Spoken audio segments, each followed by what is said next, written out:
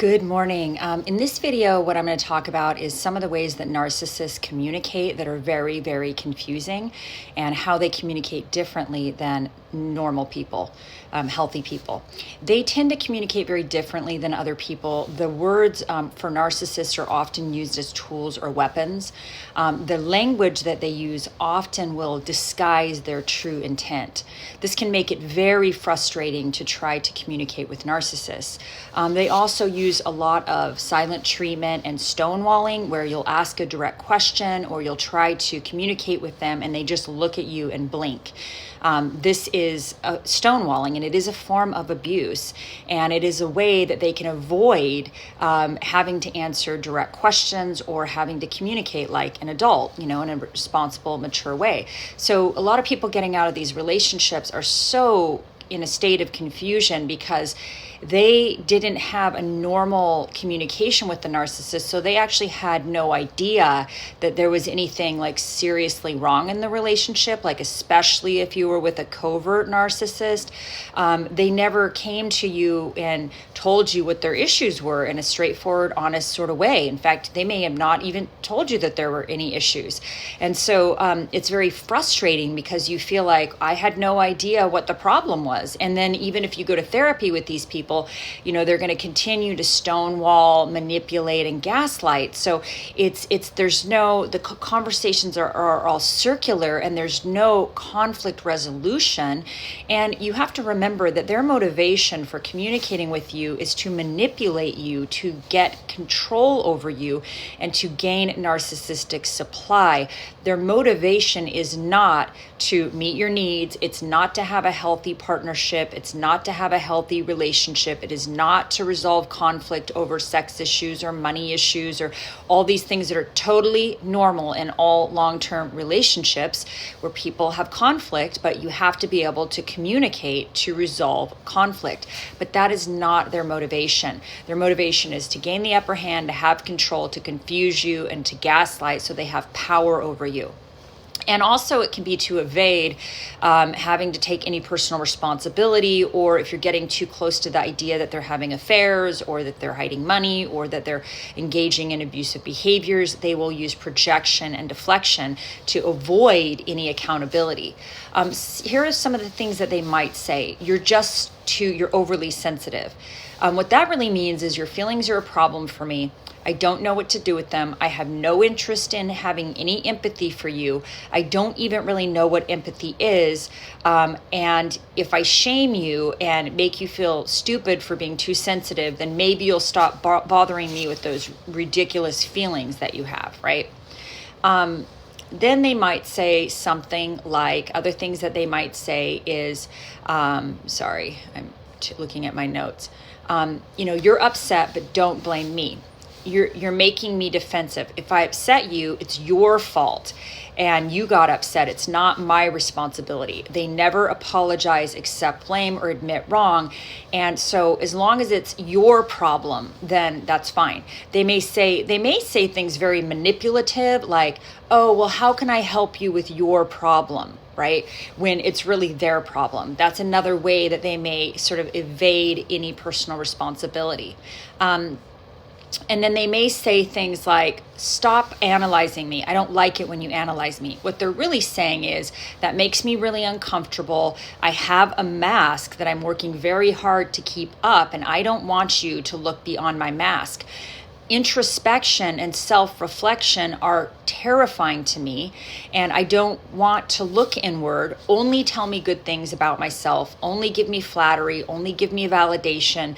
Do not ask what's going on with me internally, because I am terrified to look inside. And then they may do some gaslighting, like, that's not what I said, that's not what happened, your memory is wrong. They may say things like that. What that really means is, I may have said it, but I don't like the way it makes me sound. My image is very important to me. My mask is very important. If I stonewall, you are likely to get confused and exhausted, and eventually you're going to give in. And then they think it's amazing how often I convince people I am right by speaking with absolute certainty, or by not speaking at all and just stonewalling, right? They may say, I've heard this over and over and again, over and over again. And what they really mean is, and this time I'm not going to listen either. If you are complaining about me or trying to get me to change, good luck. I'm largely unaware of how my actions affect you, and I don't have any empathy, so I don't really care. They may say that you're too demanding or you want too much. The fact that you have, what this really means is the fact that you have needs is quite a bother to me.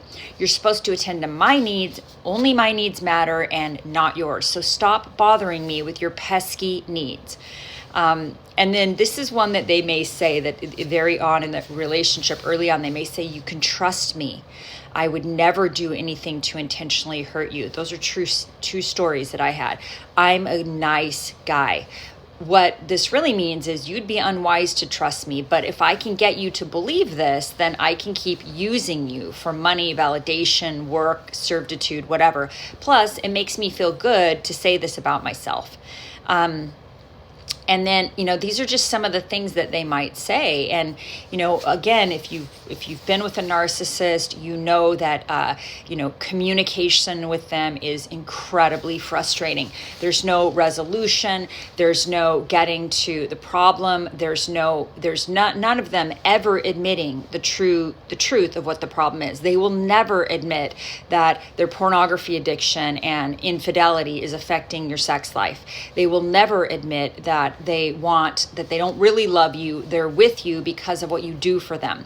They're with you because you're a good servant, you're a good cook, you're a good house cleaner, you are their servant. You are supposed to be happy in that role because don't you know how lucky you are to be their servant? They don't need to do any housework or cooking or cleaning or any management of the family because that is the minion's work. That is the hired help's work, or in your case, you're probably not getting paid. So the way that they look at things is that you're lucky to even they're so entitled that you're lucky to even be breathing the same airspace as them. And so you need to be satisfied with your lot in life, right? And if you start to get onto this and you start to feel like, gosh, I kind of feel like I'm just this person's servant and they're just using me.